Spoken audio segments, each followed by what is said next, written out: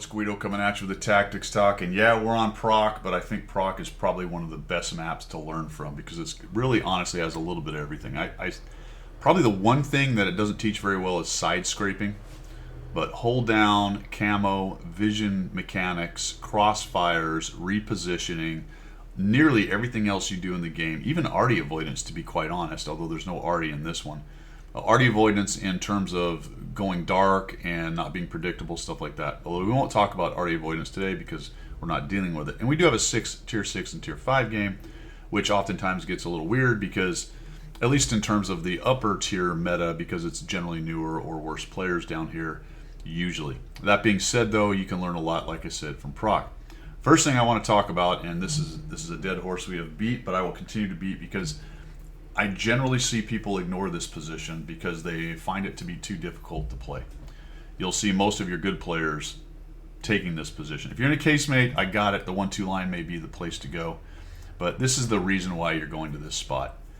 You get somebody being dopey, they move up, they do that. They're just highlighting themselves, and all of a sudden you got a little extra damage. All right, so what did I do when I got to the position? What I didn't do is I didn't drive up and over and sit in the bush and go, boy, I hope I get a shot at the other guy driving up and over in the bush, and then I can back all the way out and he doesn't pin me. I just kind of hang out here for a second and go, what do we got? Oh, we got a dopey guy pushing up into the bush. So, patience.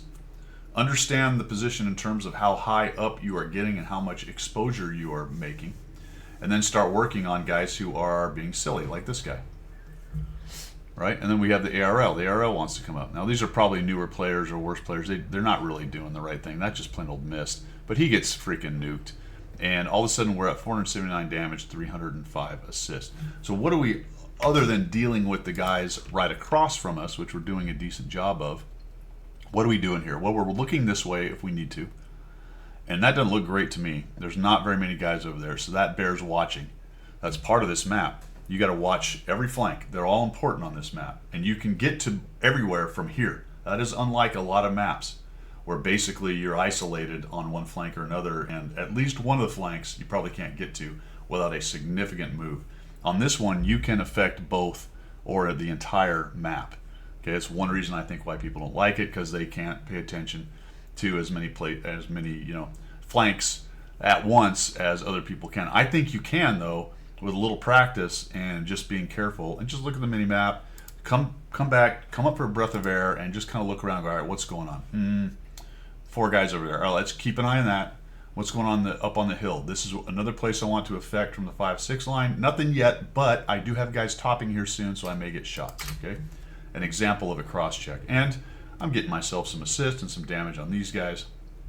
I will mention quickly, artillery right here, if they start to focus on you, you need to disappear for a bit and go dark. I don't mean leave and go somewhere else on another map or all the way to the back, but just kind of go dark for a bit and wait till they start shooting somebody else. Okay, this is what you're looking for. Let's go ahead and put some shots on guys being a little bit silly here. All right, so exposure management. I didn't drive all the way up and over.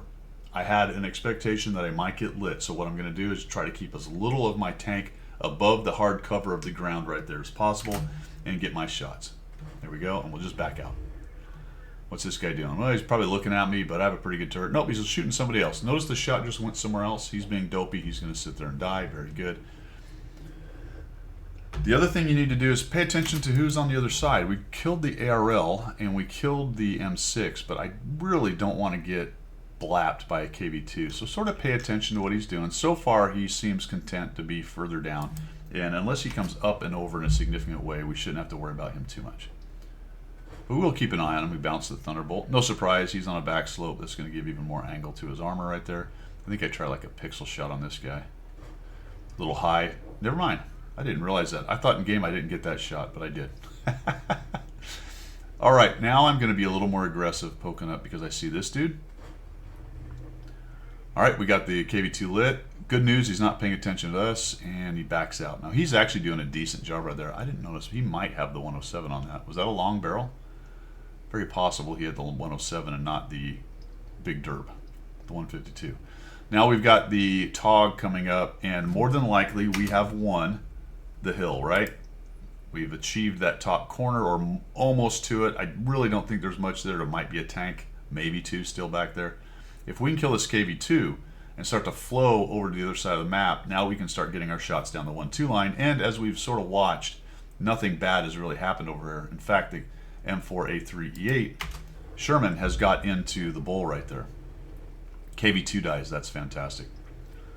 Come across here, we're going to look for shots on the Cromwell. I probably could have stopped a while ago and got those shots. A little late recognition. Here we go. Oh, ricochet. I'm lit. All right, that's fine. Probably going to take some shots here. There's one. There we go. We get him. We'll back out. RBFM hits us. Let's just fade back down. There's a jack attack thing over there. Jetack or whatever those are. I really don't want to come up and over and kill him. It's very tempting, but I'll be really highlighted on this middle hill. You do have to watch for that because there's still a lot of TDs and guns sitting back in that corner. So what I'm going to do now is just use a little bit of my teammates in terms of the E8, see if he can't light somebody up. And I'm starting to consider potentially heading down this hill. Just waiting for a second. All right, so the Zimyka and the T67, the M4A1, even your campers will eventually figure out that there's an advantage, eventually, especially in a game like this where there's such a massive advantage, and then they'll start moving. So we'll shoot this dude up high. He's kind of the worst problem. He's the spotting dude up there. He dies. A little forward here, see if we can get another shot on this guy. The Achilles has shots on me. So I decided to go after him, although now his gun's looking elsewhere. Don't have to worry about him. He's dead, and it's really all over but the shouting fellows. We got 1,790 damage. I might get a little bit more in here. 663 assist. Put a shot on that guy. Move forward a bit while I'm reloading. That's fine. He dies. Nothing I can do about that. Over 2,689 assists, and just basically helped control that entire map. One tank from that middle spot right there. I'll take it. A little low roll, but whatever. Oh, that's a bummer. Didn't get it. Someone else will get that kill. And there you go. Just a general discussion. There are a lot of maps that have positions like that. This one is very obvious. It's an easy one to talk about. People don't like to go there because it's hard to play. Arty generally dissuades them. Try to take into account what's actually in the game, though. And if you find a game like this on Proc where there isn't any Arty, you're going to have a better time here. Still, though, it doesn't bother me too much with the Arty if I'm careful on my pokes.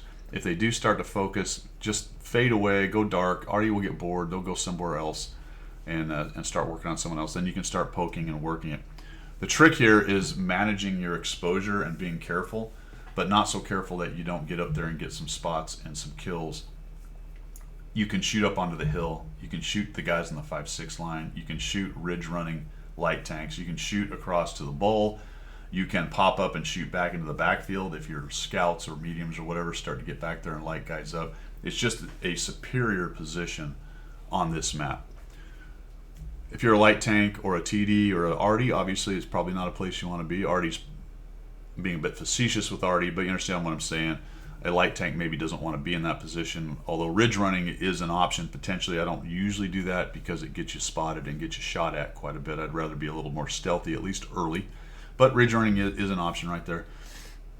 If your mediums and heavies are up along the ridge, especially the 5-6 area, you don't really need to be a ridge runner too much with a light tank. They should keep everything that's up close like that lit enough that you can get some crossfire and shots and Arty shots on it. There you go. Just trying to help everyone out who might be thinking about the 5-6 line. It really is a mirror image from the other side.